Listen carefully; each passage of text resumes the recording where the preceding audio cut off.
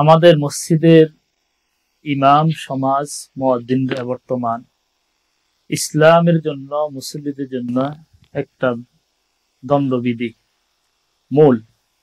ইমাম ও মুয়াজ্জিন যদি ঠিক থাকে, একটা মসজিদ ঠিক থাকলে একটা সমাজ ঠিক থাকবে। অনেকে অনেক সময় নীরব ভাবে জুলুমের শিকার হয়, কিন্তু প্রকাশ করতে পারে না। নীরব জুলুমের শিকার বলতে পারে না।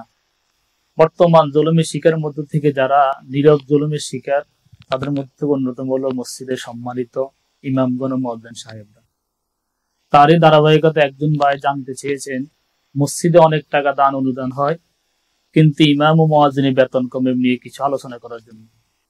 আমরা প্রথমে দেখব ইমাম ও মুয়াজ্জিন সাহেবদের সম্পর্কে আল্লাহ রাসূল সাল্লাল্লাহু আলাইহি ওয়াসাল্লাম কি বলেছেন।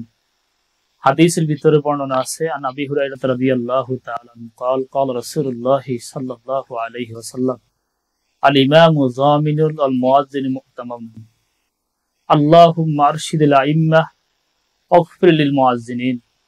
আল্লাহর হাবিব মুহাম্মদুর রাসূলুল্লাহ সাল্লাল্লাহু আলাইহি ওয়াসাল্লাম ইমামদেরকে এখানে জিম্মাদার বলেছেন। আবু হুরায়রা রাদিয়াল্লাহু তাআলা আনহু যিনি একজন সাহাবী, সকল মুহাদ্দিসদের মধ্যে যিনি প্রধান, রহিসুল মুহাদ্দিসিন বলা হয়, তিনার থেকে বর্ণিত সহিহ সনদে বর্ণিত এই হাদিস। এই হাদিসটা তিরমিজি শরীফের 207 নম্বর হাদিস, আবু দাউদ শরীফের 517 নম্বর হাদিস। আল্লাহর হাবিব সাল্লাল্লাহু আলাইহি ওয়াসাল্লাম বলেন, মসজিদের মুসল্লিদের নামাজের জিম্মাদার হলেন ইমাম সাহেবগণ, এবং নামাজের সময়ের ওক্তের আমানতদার হলেন মুয়াজ্জিন সাহেবগণ। এরপর আল্লাহর হাবিব সাল্লাল্লাহু আলাইহি ওয়াসাল্লাম বিশেষভাবে ইমামদের জন্য দোয়া করেছেন, আল্লাহুম্মা আরশিদিল আইম, হে আল্লাহ আপনি ইমাম সাহেবদেরকে সঠিকভাবে পথ প্রদর্শন করুন, ওয়াগফির লিল মুয়াজ্জিনিন, মুয়াজ্জিন সাহেবদেরকে আপনি মাফ করুন। ফতুয়া দেওয়া যায় এই ব্যাপারে একটা, যে ফতুয়াটা হলো, কোন মসজিদে যদি দান অনুদান বেশি হয়, তাহলে মসজিদের টাইলস এবং বিভিন্ন কর্মকাণ্ড উন্নতিমূলক কাজ এসি লাগানোর পূর্বে ইমাম ও মুয়াজ্জিন সাহেবদেরকে সম্মান সূচক ভাতা প্রদান করা কমিটিদের উপর একান্ত দায়িত্ব, কর্তব্য। যদি মসজিদের ইমাম সাহেবরা ঠিক থাকেন, মেরুদণ্ড সোজা হয়ে থাকেন, তাহলে মসজিদ পরিচালনা সুন্দর হবে।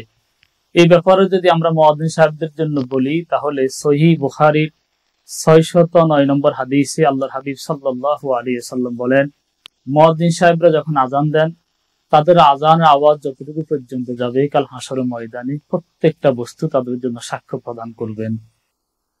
এখন বিভিন্ন দেশে দেখা যায়, যেমন আমরা যদি কাবা ঘরে ইমাম সাহেবের দিকে তাকাই, তিনি নির্দিষ্ট কোনো বেতন নাই। মাস শেষে তিনি যতটুকু সংখ্যা লিখে দিবেন ততটুকু তার বেতন। আমাদের দেশে বিভিন্ন জায়গায় দেখা যায় ইমাম ও মুয়াজ্জিন সাহেবদের নির্দিষ্ট সম্মান সূচক ভাতা দেওয়া হয় না। আমরা যদি ইমাম সাহেবদের বেতনকে নির্ধারণ করি, তাহলে বিবেকের কাছে প্রশ্ন, একটা সংসার পরিচালনা করার জন্য কত টাকা আমাদের মাসিক দরকার, কত টাকা খরচ হয়।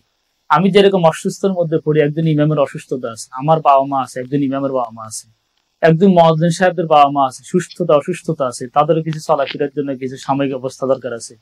আমি নিজের উপর যদি বিবেচনা করে দেখি, তাহলে একজন ইমামের বেতন কত হওয়া দরকার, মুয়াজ্জিনের বেতন কত হওয়া দরকার, এটা অন্য কাউকে জিজ্ঞাসা করার দরকার না, নিজের বিবেককে জিজ্ঞাসা করলেও।